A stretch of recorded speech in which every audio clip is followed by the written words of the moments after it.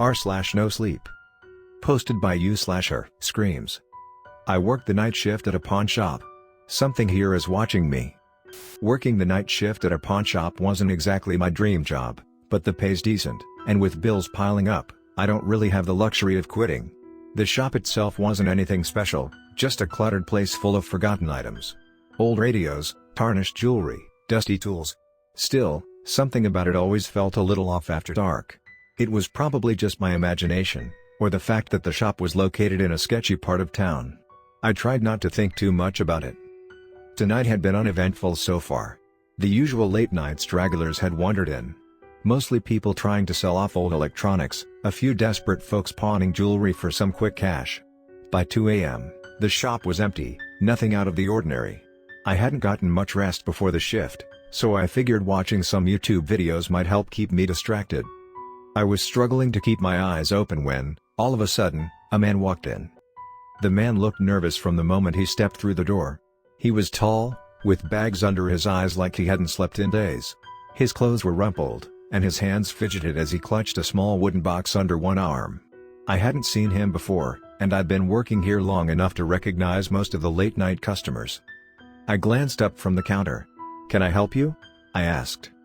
He stepped forward, not saying much, just placed the box down carefully. It was a nice piece, I'll admit, made of old wood, really detailed carvings. Probably one of those things you'd see in an antique store. I half expected him to give me some long story about where it came from or how valuable it was, like most people did when they wanted to pawn off something that looked remotely fancy. "I need to get rid of this," he said, his voice quiet, a little shaky. I raised an eyebrow, leaning back a bit. "Get rid of it? Not sell it?" He shook his head quickly. "I don't care what you give me for it. I just don't want it anymore." I couldn't help but chuckle under my breath. "That bad, huh? What, does it play annoying music or something?" He didn't laugh. Just stood there, tense. "No. It's weird." I glanced at the box, not feeling anything off about it. "Just wood, carved all fancy. Weird how?" The man rubbed the back of his neck, clearly struggling to put his thoughts into words. "I don't know. Strange things have been happening. At first, it was small stuff. I'd put it on a shelf, and the next morning, it would be in a different spot. Thought I was just imagining it, you know? But then, it got worse.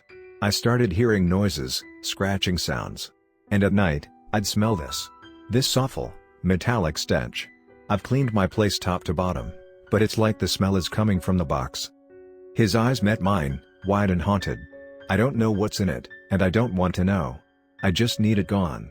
People usually came in hoping to score a few extra bucks, especially with something that looked old and possibly valuable. But this guy just wanted it gone. "Okay," I said slowly, trying to hide my skepticism.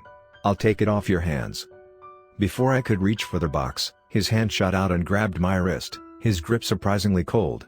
"Don't open it," he said sharply. "Whatever you do, don't open it." I raised my eyebrows, more amused than alarmed. "Sure. No problem." He let go of my wrist and stepped back, his shoulders relaxing slightly. "Good. I don't care how much you give me for it. Just keep it." He took the money I gave him and without another word, he turned and hurried out the door, the bell jingling softly as he disappeared into the night. I shook my head and looked down at the box, still sitting on the counter. He'd seemed pretty worked up over it, but to me, it just looked like an old trinket box, nothing special. I picked it up carefully, turning it over in my hands. The carvings were detailed, swirling patterns running along the surface. It had some weight to it, more than I expected for something so small. But other than that, it was just a box. No scratching, no creepy smells, just wood. I tucked it into a drawer under the counter, out of sight, and got back to work. There wasn't much to do this late, just the usual inventory check and making sure the display cases were clean. But even as I tried to focus on the mundane tasks, my mind kept drifting back to that guy and the way he'd looked at the box. Still, I shrugged it off. People bring all kinds of weird stories in here, hoping their stuff's got some mystery value. This was probably just another one of those. I wiped down the counter, thinking about how nice it would be to close up and head home. The hours ticked by, and the shop was as quiet as ever. That's when I noticed it, a faint, almost metallic smell hanging in the air. I wrinkled my nose, trying to place where it was coming from. Maybe something in the back had gone bad. I checked the shelves, the back room, and even the trash, but everything seemed normal. Weird. When my shift finally ended, I was more than ready to leave. Locking up, I stepped out into the cool night air and tried to shake off the unease that had been creeping in all night. The walk home was quiet, the city mostly asleep, and by the time I got back to my apartment, I had nearly forgotten about the box. My apartment was small and cluttered, but it was mine. The moment I stepped through the door, I felt the tension in my shoulders ease. Home was safe. Normal. I put the strange events of the night behind me and fell into bed, exhausted. As I drifted off to sleep, I couldn't help but wonder what was inside that box and why the man had been so terrified of it. Back at the shop the next night, I wasn't expecting anything unusual. I unlocked the door and stepped inside, but the minute I did, something felt different. As I walked the aisles, it seemed like some of the items had moved. Little things, like the keys hanging on the wall, were now slightly askew, and the doll I hated, the one in the far corner, was now facing me, even though I was sure I'd turned it away yesterday. I stared at it for a second, convinced I must have just misremembered. Still, a shiver crawled down my spine. I told myself it was nothing. But then, while I was restocking the glass case, I heard something, a faint sound, like scratching, coming from the drawer under the counter. I froze, my hands hovering over the case. It was soft, barely audible, but it was there. Something was moving. Slowly, I stepped toward the counter, heart pounding in my chest. I pulled open the drawer, and nothing. The box, sitting just as I'd left it. Nothing unusual. No sign of movement. I went back to my routine, forcing myself to focus on different things. And every now and then, I'd catch the faintest whisper of sound coming from the direction where the doll was. By the time I locked up and left, my nerves were shot. As I made my way home, I kept my head down, the cool night air biting at my skin. I felt on edge, unable to shake the creeping sensation that I was being followed, that something unseen was watching my every move. By the time I reached my apartment, I felt exhausted, both physically and mentally, but the unease from the shop still clung to me. I locked the door behind me and went straight to bed, hoping that sleep would drown out the creeping dread. But as I lay there in the dark, something felt wrong. My apartment was too quiet, too still. I turned over, closing my eyes, willing myself to sleep. Then I heard it. The unmistakable sound of the TV turning on in the living room. I sat up, my heart pounding. The room was still dark, but the faint flicker of light from the TV cast shadows across the hallway. I hadn't turned it on. I hesitated for a moment, listening to the low static coming from the other room. Finally, I swung my legs over the side of the bed and crept toward the living room, every step feeling heavier than the last. As I rounded the corner, I saw the TV screen flickering, bathing the room in a pale, ghostly light. Static buzzed across the screen, but as I stood there, staring at it, I noticed something else. I heard a low groan, like furniture being dragged across the floor, coming from the bedroom. My blood froze, and I felt paralyzed with fear. I had been there just a moment ago. I rushed to the bedroom and switched the lights on. There wasn't anybody there, but what I noticed made my skin crawl. The wardrobe had been dragged, leaving deep scratches in the floor, and its doors were slightly ajar, as if someone, or something had just stepped out. Then, without warning, the static on the TV shifted. The screen flickered and switched to a news channel, the volume creeping up on its own. A woman's voice echoed through the room, but what she was saying froze the blood in my veins. White Caucasian male was found dead late last night after an apparent suicide. Police say the man, whose identity has not yet been released, jumped from the roof of a downtown building. A photo of the man appeared on the screen, the man from the pawn shop. His gaunt, haunted eyes stared back at me, a face I hadn't been able to forget since he handed me that box. He was dead. The same man who'd practically begged me to take the box, who had warned me not to open it. The camera panned to the building where he'd died, the anchor's voice continuing, but I could barely hear her over the sound of my own heartbeat. The room seemed to close in around me, the air thick with dread. I sank onto the couch, trying to steady my breathing, but the whispers I had heard earlier were growing louder, circling me. I looked around the room, certain I was alone but unable to shake the feeling that something else was there. The man's death, the box, the strange occurrences in the shop and my apartment, it was all connected. I couldn't stop thinking about the news. The man, dead. Thrown himself off a building, just like that.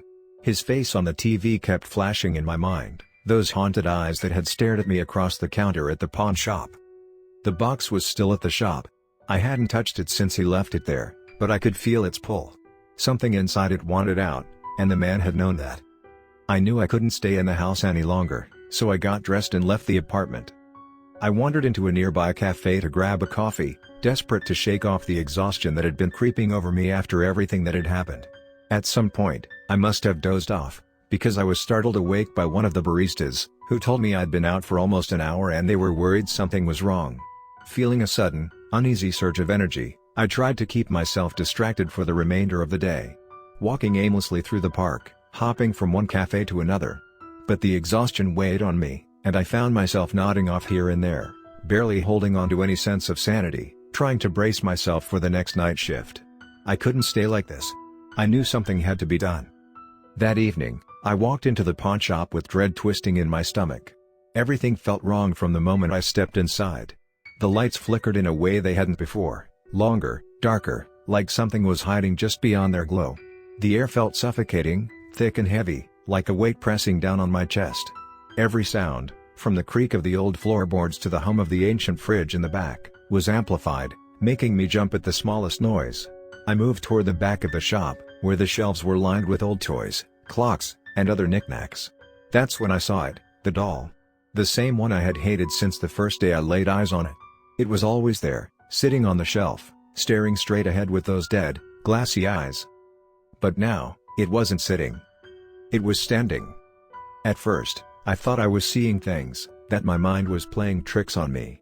But it was real. The doll stood there, its vacant eyes now locked on mine, as if it was watching my every move. It didn't shift. It didn't move. But something about it was horribly, unnervingly wrong. I backed away slowly, my eyes never leaving the doll, my breath caught in my throat. It stayed there, unmoving, its eerie gaze fixed on me, as if daring me to make the first move. My heart pounded harder with each step as I edged toward the front of the shop, my body trembling. Finally, I reached the counter, my back hitting the hard surface. My hands fumbled for the drawer, yanking it open with a sharp pull. My fingers curled around the box inside. I didn't care about the man's warnings anymore. I didn't care what was inside. All I knew was that I needed to get rid of it. Without thinking, I stuffed the box into my bag and ran out of the shop, into the night. The air outside was cold, biting at my skin as I rushed down the street. I didn't stop running until I reached the old river on the edge of town. The water was dark, reflecting nothing but the night sky. I stood at the bank, panting, my breath forming clouds in the air as I stared at the box in my hands. I threw the box as hard as I could, watching as it arced through the air and splashed into the river. For a moment, the water rippled, the box bobbing at the surface before it sank, disappearing into the depths. I stood there, my breath finally slowing. I felt a wave of relief wash over me. It was gone. I'd done it. But as I turned to leave, something caught my eye. A shadow moved at the edge of the water, barely visible in the darkness.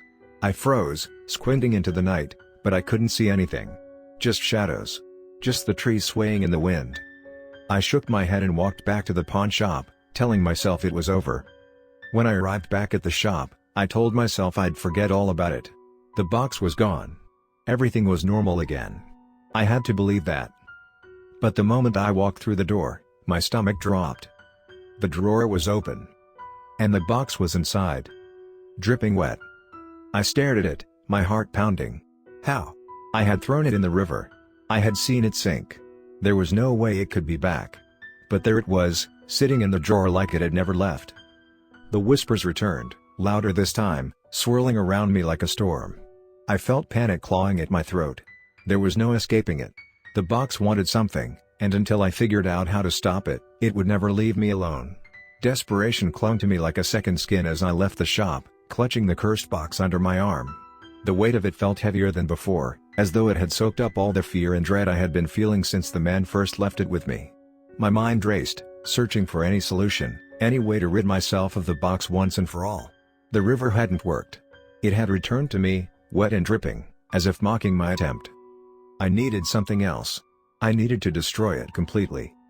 An old, abandoned warehouse nearby was the only place I could think of. Forgotten and crumbling, with no one around to question why I was setting something on fire in the dead of night.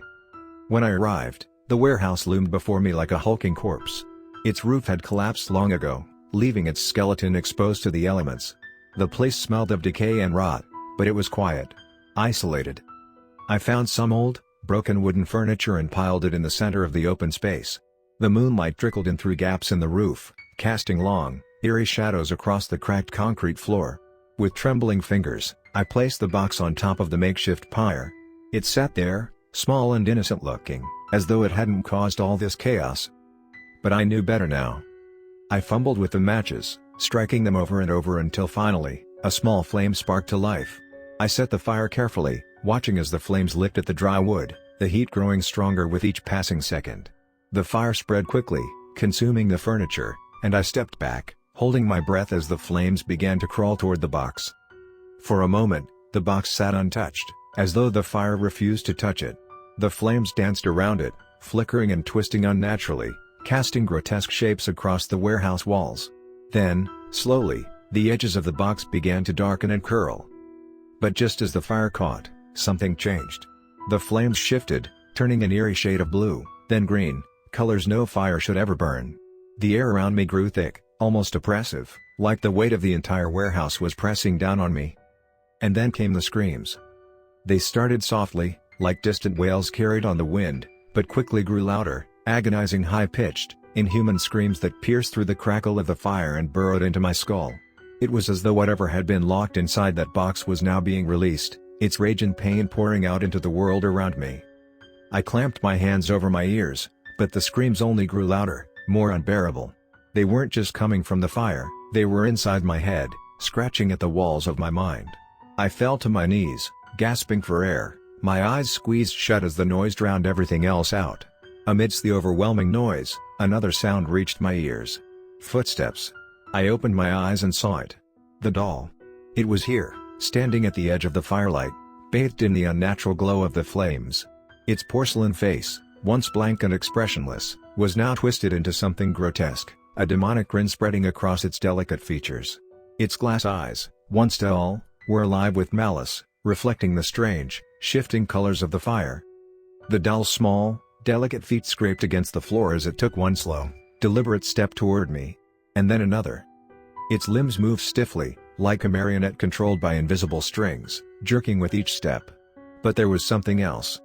It held a knife in its hand, a small, rusted blade that gleamed in the firelight. The doll's head tilted, as though it were studying me, savoring the moment. It took another step, faster this time, and then another, its feet tapping against the concrete in a rapid pace. I stumbled backward, my pulse racing, my breath coming in short, panicked bursts. The screams from the fire were deafening now, swirling around me in a symphony of madness, and yet all I could focus on was the doll, its lifeless eyes locked on mine as it came closer and closer. My back hit the wall, and the doll lunged. I screamed, throwing my hands up to block it, but the cold sting of the knife came faster than I could react. The blade pierced through my palm, tearing through flesh and bone, stopping just inches from my eye. Pain exploded through my arm as I tried to push the doll away, but its strength was unnatural, inhuman. Its porcelain face was frozen in that wicked grin, its dead, glassy eyes locked on mine, and no matter how hard I fought, the doll pushed the knife closer to my face. I gasped, the edge of the rusted blade grazing my cheek, my muscles burning as I fought to keep it from plunging into my eye. Blood dripped down my arm, and I felt my strength slipping. The doll's grip tightened, relentless, as the blade inched forward. I could see nothing but that knife, feel nothing but the cold steel pressing closer and closer. With a final, desperate surge of energy, I kicked out at the doll, my foot connecting with its stiff, fragile body. It flew backward, its small frame catching on the edge of the flames. The fire roared to life, engulfing the doll in a wave of heat and light. For a split second, the doll froze, its grin faltering as the flames spread across its porcelain body. Then, as the fire surged higher, the doll crumbled, its delicate form disintegrating as it fell onto the box. The flames twisted violently, burning in unnatural colors, swirling like a storm as the doll's body was reduced to ash, scattering into the night like dust on the wind. The fire consumed the box, the screams growing louder, more horrifying with each passing second, until they finally peaked in one last, shattering cry. And then, silence. The fire died down to a smoldering pile of ashes. The air was thick with smoke, the only sound the faint crackling of burning wood. My arm throbbed in pain, blood still dripping from my wound, but the box was gone, destroyed. I collapsed to the floor, gasping for air, the weight of what had just happened sinking in. The box was gone. The damned doll and whispers were gone. It was finally over. As I drove home in the early morning light, the sun just beginning to creep over the horizon, I felt a strange emptiness settle over me. I had survived. I had destroyed the box. But I would never forget the screams, or the way that doll had moved toward me, knife in hand. I never knew what was inside the box. And I don't ever want to know. The only thing I know for sure is that whatever was inside that box was evil. And I'll spend the rest of my life hoping it's gone for good.